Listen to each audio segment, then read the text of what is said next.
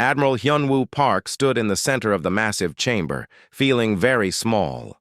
The Galactic Council Hall stretched up so high that he could not see the ceiling. Around him, hundreds of alien beings sat in floating seats that moved slowly, in circles.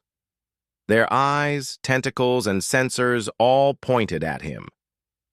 Hyunwoo had been to this place many times before. Each time, he hoped things would be different. Each time, he left disappointed. Today felt like it would be the last time he would ever stand here. Next to him, Captain Ji-Hi Kim held a small device that recorded everything.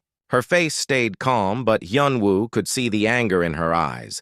They had both worked for years to get humanity accepted in the galactic community. Now, it seemed like all that work was for nothing. The huge tentacled being called Morden floated down from the highest seat. His voice boomed through the chamber without him opening what might have been a mouth. "Human representative, you have requested this final hearing. The council will listen, but we have already made our decision." Hyunwoo took a deep breath and began to speak. "Honored council members, humanity asks only for the chance to prove ourselves. We know we are young compared to your great civilizations. We know we have made mistakes, but we can learn. We can contribute to the peace and progress of the galaxy." Sound like breaking glass filled the air. The crystal being called Krindal was laughing. "Contribute? What have humans ever contributed except war and chaos? Your species cannot even make peace on your own world." "That is changing," Hyunwoo said firmly. "Earth has been united for 50 years now. We have ended hunger and disease. Our technology grows stronger every day. We have things to offer the galaxy." The tall, dark creature called Velthar stood up from his seat. His long claws clicked together as he spoke. "Your technology is primitive. Your emotions make you unstable. Your expansion into space is reckless and dangerous. You claim to want peace, but your history shows only violence." Other council members began to speak. Their voices mixed together in a chorus of complaints about humanity. They spoke about human wars, human aggression, human foolishness. They talked about humans like they were children who could never grow up. Ji-Hi stepped closer to Hyunwoo and whispered, "They have already decided. They are not listening to anything we say." Hyunwoo nodded but continued to try. "We understand your concerns, but every species in this council once had problems. The Vorthak fought civil wars for thousands of years. The Nexari enslaved their own people. Even the peaceful Zephyrians had conflicts that lasted centuries. You gave them chances to change and grow. All we ask is the same chance." Morden's tentacles waved dismissively. "Those species proved themselves worthy over time. Humans have shown no such progress. Your request for full council membership is denied. It has been denied many times before, and it will continue to be denied." "Then what about limited membership?" Hyunwoo asked. "We could start with trade agreements, cultural exchanges, scientific cooperation, anything to begin building trust between our peoples." The chamber filled with sounds that might have been laughter from a dozen different species. Velthar's eyes glowed red as he spoke. "Humans have nothing we want. Your science is behind ours by thousands of years. Your culture is crude and violent. Your trade goods are worthless to advanced civilizations." A small, floating creature covered in fur spoke up. "The human colonies spread too fast. They take worlds without asking. They strip mine planets and move on. They are like a disease in space. We follow all galactic laws about planetary settlement," Ji-Hi said, speaking for the first time. "We have never taken an inhabited world. We only use planets that no one else wants." "You use planets that we might want later," the furry creature replied. "You think only of today, not of tomorrow." Krindal's crystal form pulsed with different colors. "The truth is simple. Humans do not belong in galactic civilization. You are too primitive, too violent, too selfish. The galaxy would be more peaceful without your kind. Hyunwoo felt his heart sink. He had hoped for rejection, but hearing it said so clearly still hurt. So you will not help us learn? You will not give us guidance to become better? We are not teachers for backward children, Mordun said. Find your own way, if you can. The council has more important matters to discuss. The admiral looked around the chamber one more time. Some aliens looked bored. Others seemed angry at having their time wasted. A few looked almost sad, but not sad enough to speak up for humanity. Very well, Hyunwoo said quietly. His voice was calm, but it carried clearly through the large space. Humanity accepts your decision. We will no longer request membership in the Galactic Council. We will no longer ask for your guidance or your friendship. Jihai looked surprised. This was not what they had planned to say. Hyunwoo continued. We will withdraw all our ambassadors from Council worlds. We will end all trade agreements. We will cancel all scientific exchanges. Humanity will leave the galactic community completely. Some council members shifted in their seats. This was not what they had expected either. We will close our embassies and recall our people, the admiral went on. Earth and all human colonies will become completely independent. We will have no contact with any council species. Is this what the council wants? Mordun's tentacles moved in what might have been a shrug. If that is your choice, then yes. The galaxy will be more stable without human interference. Then it is decided, Hyunwoo said. He turned to Jihai. Send the message to Earth. Begin the recall of all. Human personnel from Council space, we are going home. As they walked toward the exit, Hyunwoo heard Velthar say to another council member, Good. Now we can focus on real problems instead of babysitting primitives. At the door, Hyunwoo stopped and looked back one more time. We will remember this day, he said softly. All of it. The great doors closed behind them with a sound like thunder. 50 years had passed since humanity left the Galactic Council. The great chamber looked exactly the same, but the beings inside had changed. Some had grown older, others had died and been replaced by their children or successors. The one thing that remained the same was their sense of satisfaction.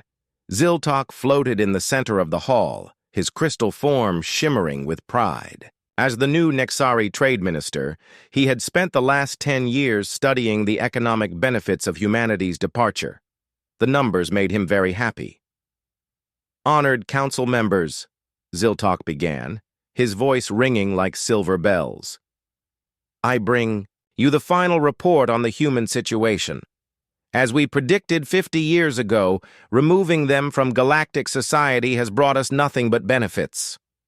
The ancient Mordun still held the highest position, though his tentacles moved more slowly. Now, tell us what you have learned, Trade Minister.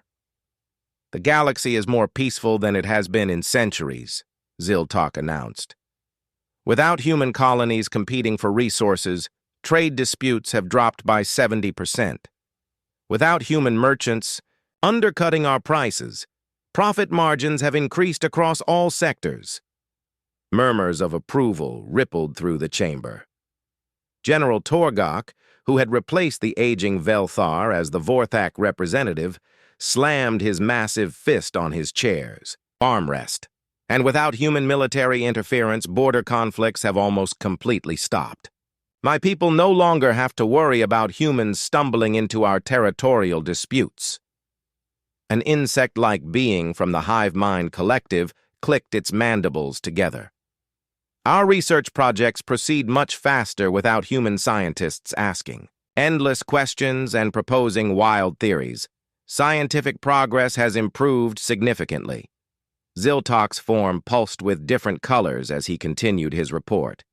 But the most important news concerns Earth itself and all former human territories. Our long-range scouts have completed their survey of the Sol system. The chamber grew quiet. Everyone leaned forward to hear what the scouts had found. The human homeworld is empty, Ziltok announced. Not destroyed, but completely stripped. Every building is gone, every city has been removed, even the oceans have been drained. The planet is nothing but bare rock now. Some council members gasped. Others made sounds of surprise in their own languages. What about the other human colonies? Asked a small, furry creature called Piplon. All empty, Ziltok replied. Hundreds of worlds that humans once called home now show no signs of life. No buildings, no technology, no people. It is as if they never existed at all. Torgak laughed, a sound like grinding stone. They probably destroyed themselves fighting over the remaining resources. Typical human behavior. They could never cooperate long enough to build anything lasting. Actually, Ziltok said, the evidence suggests something different. The planets were not destroyed. They were carefully stripped clean. Every useful material was removed. Every piece of technology was taken away. This was not destruction. This was evacuation. The chamber buzzed with conversation as council members discussed this news among themselves. Some seemed worried, but most appeared satisfied. So they ran away, Piplon squeaked. They took everything they could carry and fled to some distant corner of the galaxy. Where do you think they went? Asked the collective representative. Ziltok's crystal form dimmed slightly. Our scouts searched beyond the normal boundaries of known space. They found nothing. No energy signatures, no communication signals, no signs of human presence anywhere within scanning range. How far did they search? Mordun asked. To the edge of the galaxy and beyond, Ziltok answered. They spent months looking. The humans have simply vanished. In a small, hidden room deep beneath the council chambers, Dr. Boram Lee listened to every word through a secret communication device. She was one of perhaps 100 humans who had chosen to stay behind when the Great Exodus began. Most council species would have been shocked to learn that humans still lived among them, hidden in plain sight. Boram had spent the last 50 years working as a research assistant for various council institutions. Her false identity papers claimed she was a minor species from a distant world. No one looked too closely at minor species, so no one discovered what she really was. But Boram's real work was not research for the council. Her real job was to monitor subspace communications and watch for any sign of her people's return.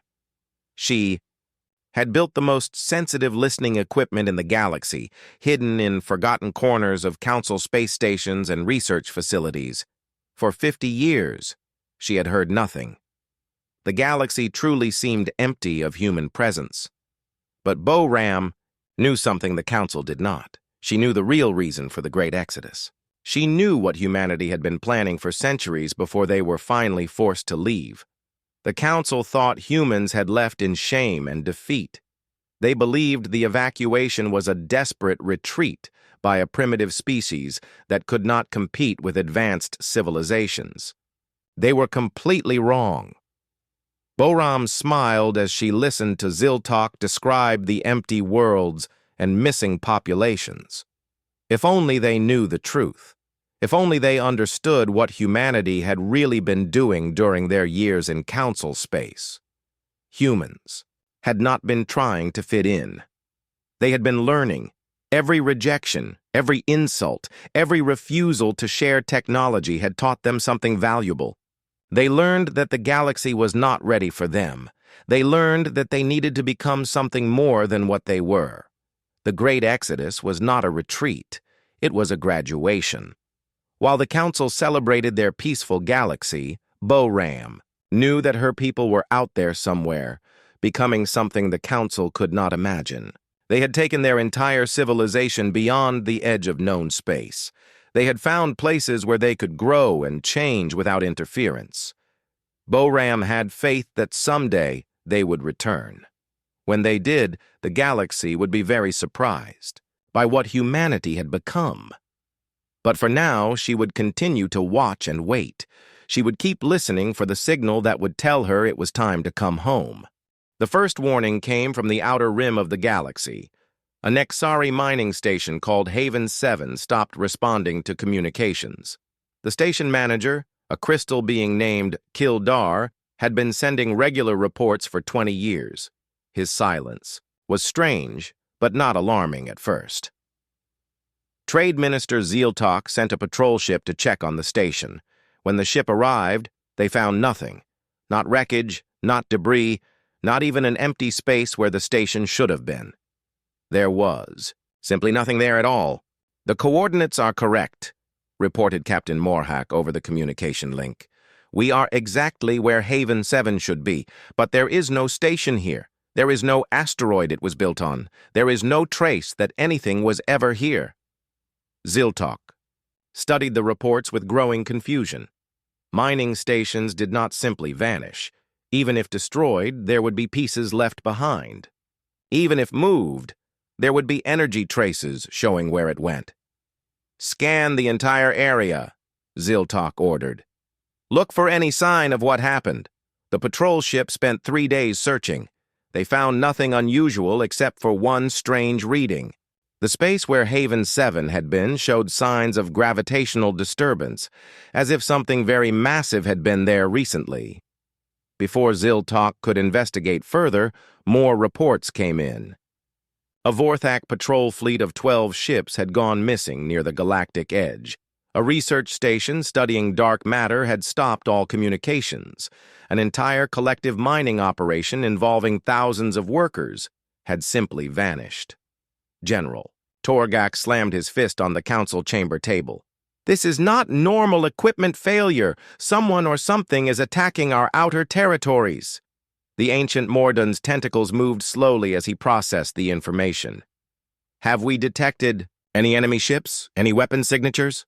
"Nothing," replied the collective representative, its insect eyes reflecting worry. "Our sensors show no signs of attack, no energy weapons, no explosions, no battle damage. Things are just gone." Dr. Boram Lee watched the emergency council session from her hidden listening post. She had been tracking the disappearances for weeks, and she was beginning to feel very afraid. The pattern was wrong. This was not how humans would operate, even if they had returned with advanced technology. More reports flooded in over the following days. Entire star systems were going dark, not destroyed by war or natural disaster, but simply absent. Long range. Scanners showed that stars were vanishing, along with all their planets. The Council's best scientists worked day and night to understand what was happening. They sent probe ships to investigate the missing systems. Most of the probes never reported back. The few that did sent back impossible readings. "The probe confirms it," announced Dr. Kexela, the head of Council Science Division. "The Altair system is completely gone. Not destroyed, not moved. Gone. There is empty space where 5 planets and a star used to be." "How is that possible?" demanded Torgak. "Stars do not just disappear." "We do not know," Dr. Kexela admitted. "Our physics cannot explain this." The disappearances were getting closer to the galaxy's center. What had started in the outer rim was now affecting systems that housed billions of Council citizens. Panic began to spread through the civilized worlds. Then came the first communication from the unknown enemy. It arrived on every communication channel simultaneously. The message was not in any known language, but somehow every species understood it perfectly. The words appeared directly in their minds, bypassing their hearing entirely. "We are the Void Seekers," the message said. "We come from the space between galaxies. We have found your civilization and judged it suitable for harvest. You will submit to collection, or you will be taken by force." The council chamber erupted in noise as representatives shouted questions and demands. But the message continued, ignoring their panic. "Your technology is primitive but sufficient for our needs. Your biology is simple but adequate. Your worlds contain resources we require. Resistance is pointless. Cooperation will make the process less unpleasant." General Torgak stood up, his massive form towering over the other council members. "Who are you? What do you want from us?"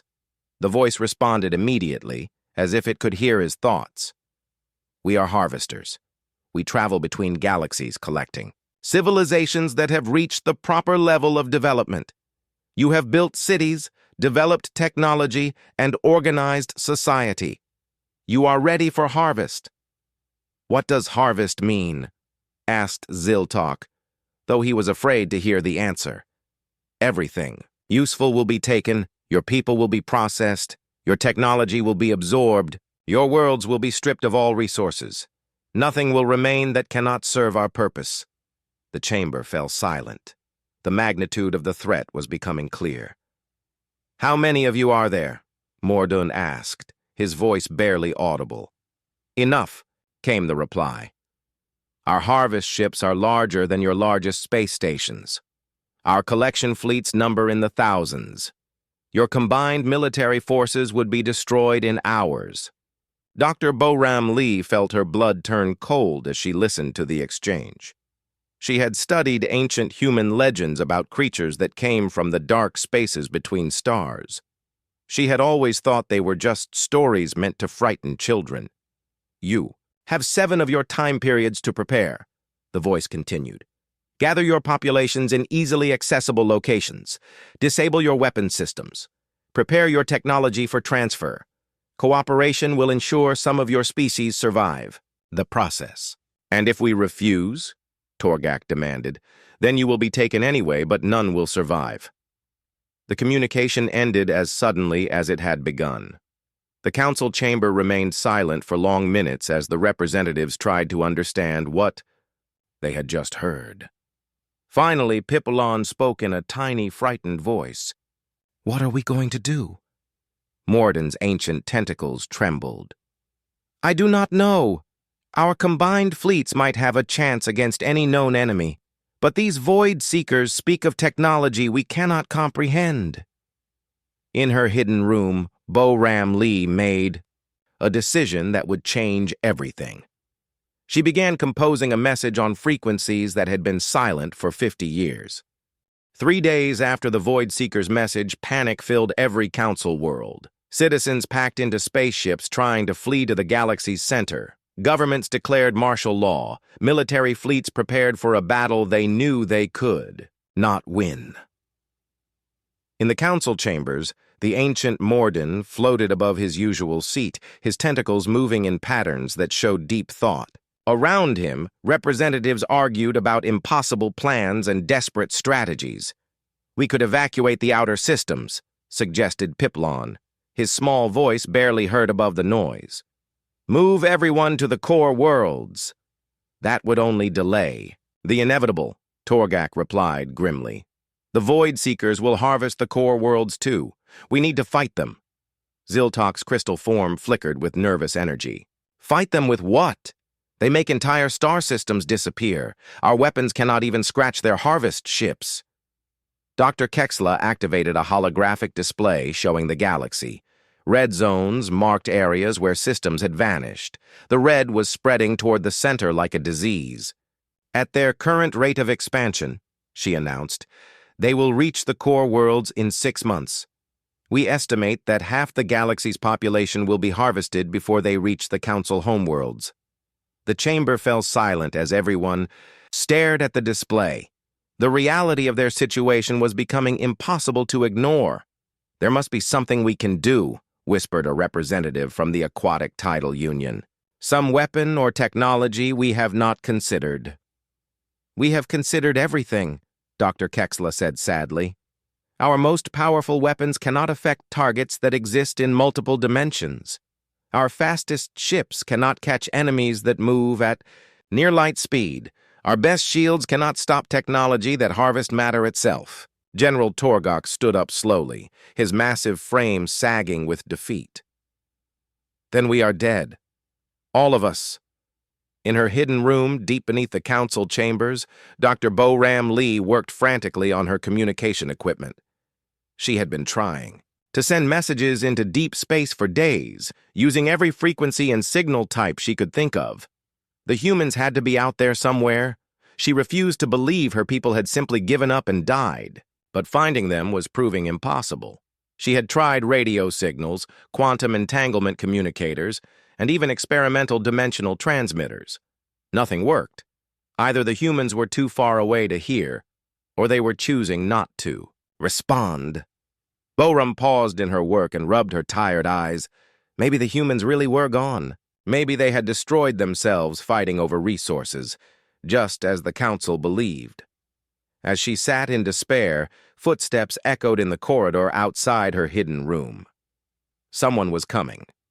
Boram quickly shut down her equipment and prepared to hide. The door opened, and Captain Tae-Jin Choi stepped inside. Boram stared in shock. She had never seen another human in 50 years. Tae-Jin looked different from the humans she remembered. His eyes were enhanced with technology that made them glow slightly blue. His skin had a metallic sheen that suggested biological modifications. "Dr. Boram Lee," Tae-Jin said with a slight smile. "I have been looking for you for a very long time." "You are human," Boram whispered. "But how did you find me? I thought I was the only one left." "There are more of us than you think," Tae-Jin replied. "We have been hidden throughout Council. Space, watching and waiting. Your recent communications attempts triggered our security protocols." Boram felt hope rising in her chest. "Then the others are still out there? The Great Exodus was real?" "Very real," Tae-Jin confirmed. "And more successful than even we hoped. But that is not why I am here. The Council is in great danger, and they need our help. You know about the Void Seekers? We have been monitoring the situation. These entities are extremely dangerous. Left unchecked, they will harvest every living thing in the galaxy." Boram stood up, her hands shaking with excitement. "Then we must contact our people. Bring them back to help fight." Tae-Jin's expression grew serious. "That is not a decision I can make alone. The humans who left are not the same species that departed 50 years ago. They have evolved far beyond what we once were." "What do you mean?" "They have learned to exist in multiple dimensions simultaneously. They have mastered technologies that bend the laws of physics. They have become something that the old council could never understand or accept." Boram felt a chill of fear. "Are they still human?"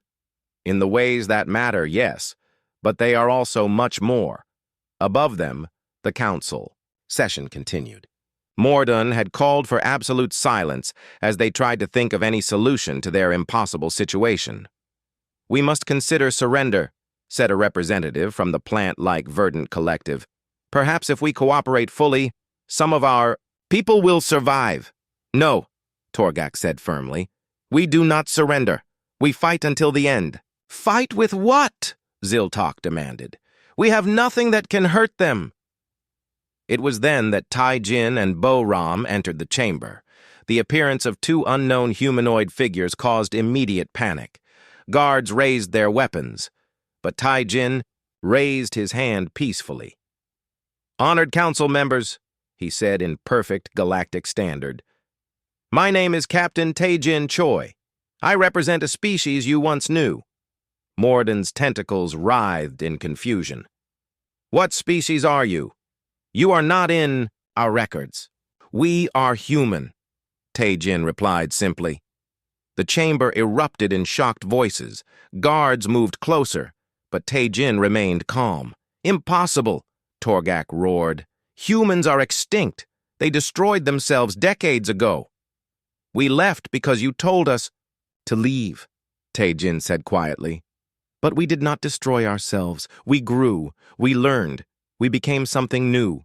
Ziltok's crystal form pulsed rapidly. "Why are you here? What do you want?" "We received your distress signals. We know about the Void Seekers. We have come to discuss the possibility of helping you." "You can fight them?" Piplon squeaked hopefully. "Perhaps," Tae-Jin replied. "But first, you must understand what you are asking for. The humans who left this galaxy are not the primitive species you remember. They have evolved beyond your ability to comprehend." He paused and looked around the chamber. The question is not whether we can help you. The question is whether you truly want our help. The silence in the council chamber stretched for long minutes. Every representative stared at Tae-Jin Choi, trying to understand what he had just told them. Finally, the ancient Morden spoke. You say your people can help us fight the Void Seekers. What do you want in return? Tae-Jin smiled sadly. Nothing. We want nothing from you. Everyone wants something, Torgak said suspiciously. What is your price? There is no price, Tae-Jin replied. But there is a choice you must make. Do you truly want our help, knowing what it means? Ziltok's crystal form flickered with confusion. What does it mean? It means accepting that the species you once called primitive and worthless has become your superior in every way. It means admitting that you were wrong about humanity. It means knowing that we could have prevented all of this if you had chosen differently 50 years ago. The chamber buzzed with uncomfortable whispers. Many council members shifted in their seats.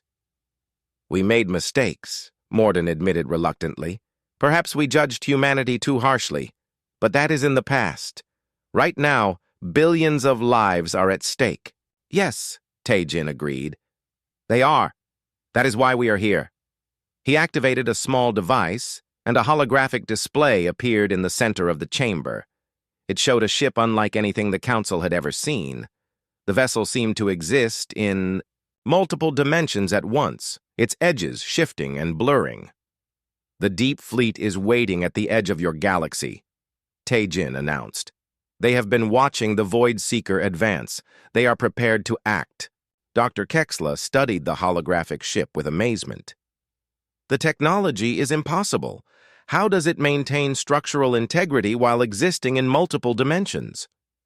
Your science is not advanced enough to understand the explanation, Tae-Jin said simply. What matters is that it works. Before anyone could respond, alarms began blaring throughout the chamber. Emergency lights flashed red as urgent messages flooded the communication systems. "Council emergency!" announced an automated voice. "Void! Seeker harvest fleet detected in the Centauri sector. Estimated arrival at Council Prime in 6 hours." Panic erupted among the representatives. Some began shouting orders to their homeworlds. Others simply sat in stunned silence. "They are moving faster than predicted," Dr. Kexela said, her voice shaking. "Our defenses are not ready." Tae-Jin remained calm amid the chaos. "The Deep Fleet can intercept them, but only if you give permission." "Permission?" Torgak roared. "Why do you need our permission? Just help us." "Because," Tae-Jin explained patiently, "once we act, everything changes. The galaxy will see what humanity has become. There will be no going back to the way things were." Morden's tentacles moved in agitated patterns. "What choice do we have? If we refuse, we all die." "That is correct," Tae-Jin confirmed. "Choose quickly. The Void Seekers will be here soon." The vote was swift and unanimous. Even the representatives who had been most hostile to humanity 50 years ago agreed that survival was more important than pride. "We request humanity's help," Morden announced formally. "We accept whatever changes this may bring." Tae-Jin nodded and spoke into his communication device. "Admiral Han, you have Council authorization. Begin the operation." High above the Council Prime world, space itself began to ripple. Reality bent and twisted as something enormous emerged from dimensions that normal physics could not describe. The human fleet appeared like ghosts becoming solid. Ships that were impossibly large materialized in perfect formation. Each vessel pulsed with energy that made the Council's most advanced technology look like primitive tools. Admiral Sujin Han stood on the bridge of the flagship, looking down at the world where humanity had once begged for acceptance. Next to her, Dr. Minho Yu monitored dimensional readings that showed the approaching Void Seeker fleet. "They are coming fast," Dr. Yu reported. 15 harvest ships, each the size of a small moon. "How many people are they carrying?" asked Commander Yoon-ji Park. Approximately 50 million Void Seekers per ship, Dr. Yu replied. They are confident in their superiority. Admiral Han smiled coldly. They have never faced humans before. Void Seeker fleet appeared at the edge of the system like a swarm of dark planets. Their ships were massive and terrifying, covered in structures that looked like feeding tubes and processing equipment. A communication came from the lead harvest ship. Unknown vessels, withdraw immediately. This galaxy is claimed for harvest. Interference will result in your destruction. Admiral Han responded calmly. This galaxy is under human protection. You will leave immediately or face the consequences. Laughter echoed across the communication channel. Humans? The primitive species that fled this galaxy decades ago? We have harvested thousands of civilizations. You cannot stop us. We are not the same humans who left, Admiral Han replied. We have evolved. The first Void Seeker ship fired a weapon that could disintegrate entire planets. The energy beam struck the human flagship directly. The beam passed through the ship without causing any damage. The flagship existed in 7 dimensions simultaneously, and the Void Seeker weapon could only affect 3. Impossible, came the shocked voice from the harvest ship. Your turn, Admiral Han said simply. The human fleet attacked with weapons that turned the Void Seeker's own harvesting technology against them. Dark matter cannons collapsed the enemy ships from the inside. Dimensional torpedoes erased them. From multiple realities at once, quantum disruptors unraveled their molecular structure. The battle lasted exactly 17 minutes. When it ended, the Void Seeker fleet was gone. Not destroyed, but completely removed from existence across all dimensions. In the council chamber, representatives watched the battle on their screens with growing amazement and fear. They had asked for help, but they had not expected this level of power. Admiral Han's image appeared on the main screen. She looked tired but satisfied. The immediate threat is ended, she announced. The remaining Void Seeker forces have retreated, beyond the galactic edge. They will not return. Thank you, Morden said quietly. We owe you a debt we can never repay. You owe us nothing, Admiral Han replied. We did not do this for you. We did it because it was right.